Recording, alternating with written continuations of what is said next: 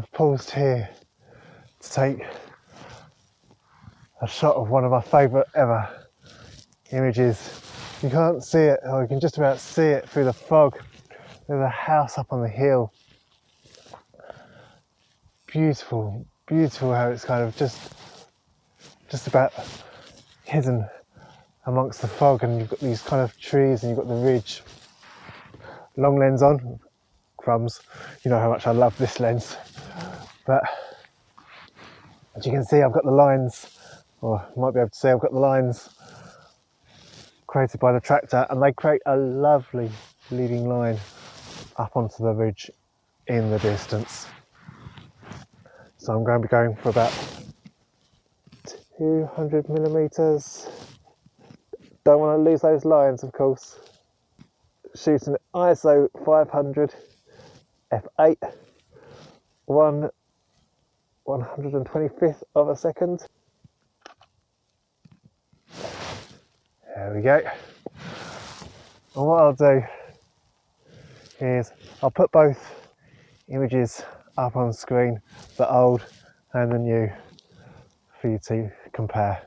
Of course, I don't think this one's going to be as good as the last. I think the conditions are just a little bit too foggy, but like I say, I can't pass up the chance when I'm walking past. Let's crack on with the video.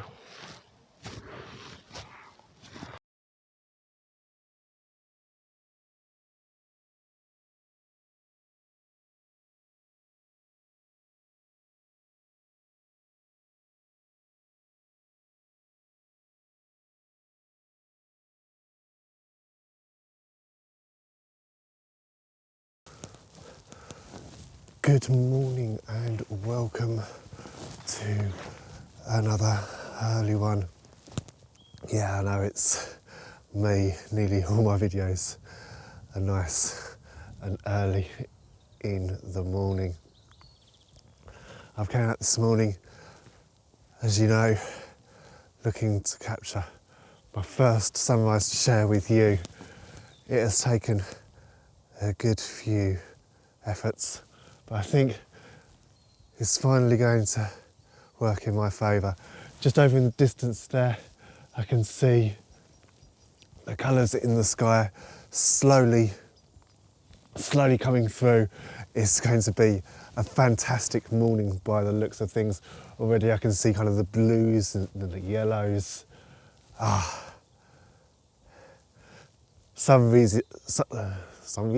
Sunrises really are the pinnacle of landscape photography for me. It's the most dramatic light. We've even got cloud cover, so we've got drama, we've got atmosphere. I find from experience that if you're trying to shoot a sunrise, you need a little bit of cloud in the sky, else I find the sunrise is a little bit flat. But hey, we're strapped for time this morning, and I think the sunrise will be completed in about 45 minutes. So let's crack on. So in classic me video style, I thought I'd go through with you showing how I prepare for a sunrise, because the more you prepare before you go out, the better chance you've got of seeing such a beautiful start to a morning. And of course, you don't want to be going to a spot where you're facing in that direction with the sun coming up in that direction. Of course, you can equally get some great colours in the sky. You get quite a few pinks when facing away from the sunrise, but of course, all the drama, all the action is going to be happening, in this case, over there. So, how do I prepare? So usually I'll use about 3 apps that determine whether it's worth going out, where I'll go out, and I'll come to the location in a minute. And thirdly, where the sun is rising. So let me get my phone out. And the first of those apps that I use, and I'll get the app up on screen for you, it's called ClearOutside. You can get these apps on the various app stores. I'll put links in the description down below. But as you can tell, today it gives me the total cloud cover, and I find ClearOutside can be a little bit unreliable at times with the cloud. Like equally, when you're looking at the forecast, especially here in Britain, you equally need to go with your gut because, yeah, they can sometimes be unreliable.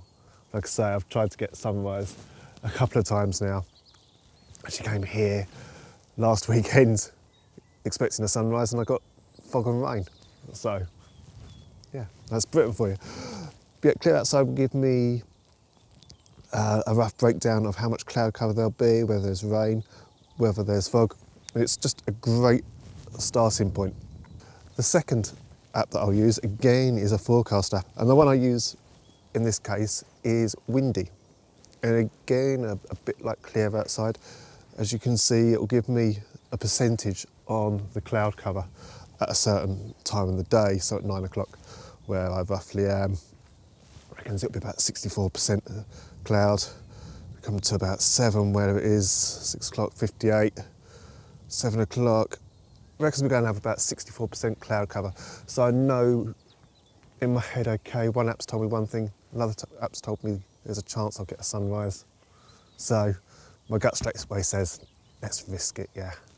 Let's risk it. And I think I'm going to be lucky. Like I say, I'm keeping an eye on the light over my shoulder. And yeah, when I turn the camera around and I start sharing the location with you, it's pretty good. It's pretty good. Teasing you here, I know.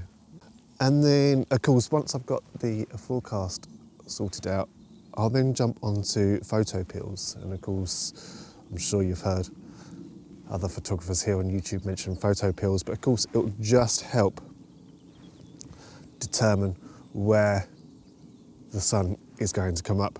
So we scroll along here we go.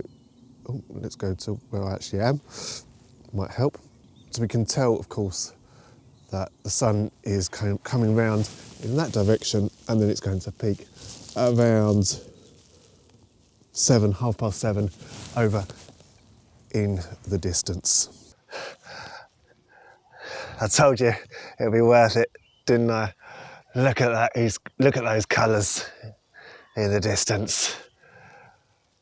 They really do make getting up at 5 o'clock in the morning really worth it, especially when it's as stunning, when it's as dramatic as what we're getting already. So location, like I said in last week's video, without it,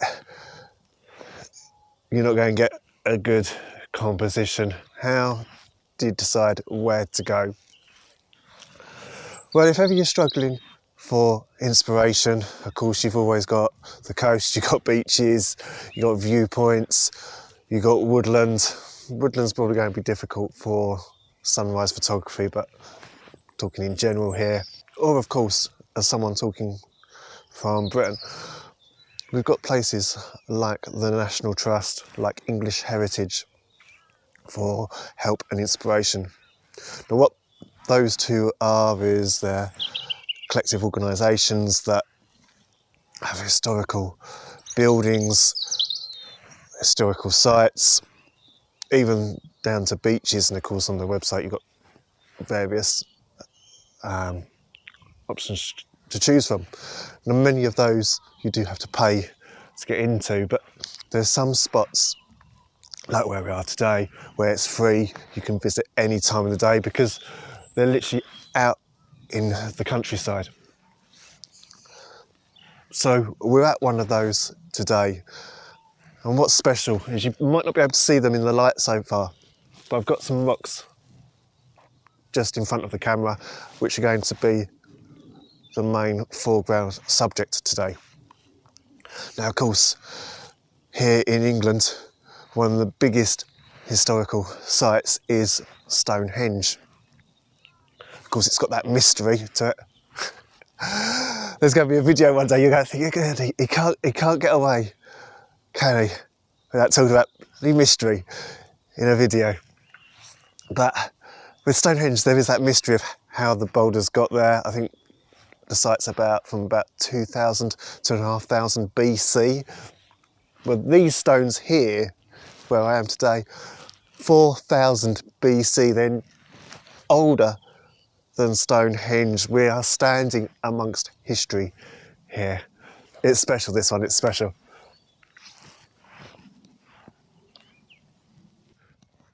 So because I don't have too much light to work with at the moment, I'm going to try and share the composition that I've got set up here, ready to fire.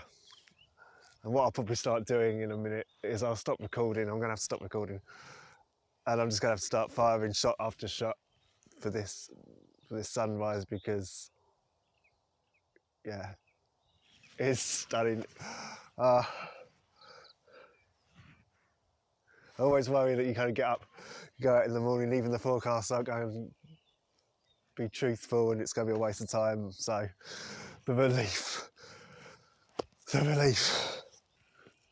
The centerpiece today is the sunrise, and it is absolutely stunning how it's coming up in the distance. We've got both the tree and the rocks falling on the right vertical. And guess what? That top horizontal, yet horizon line. We want perfect balance in the shot where possible. It might even be a case of, before I share that final image, I might be sharing this exact one. I might be moving around a little bit, but rocks in the foreground, horizon on that top horizontal. That's going to be the main centerpiece for today's shot.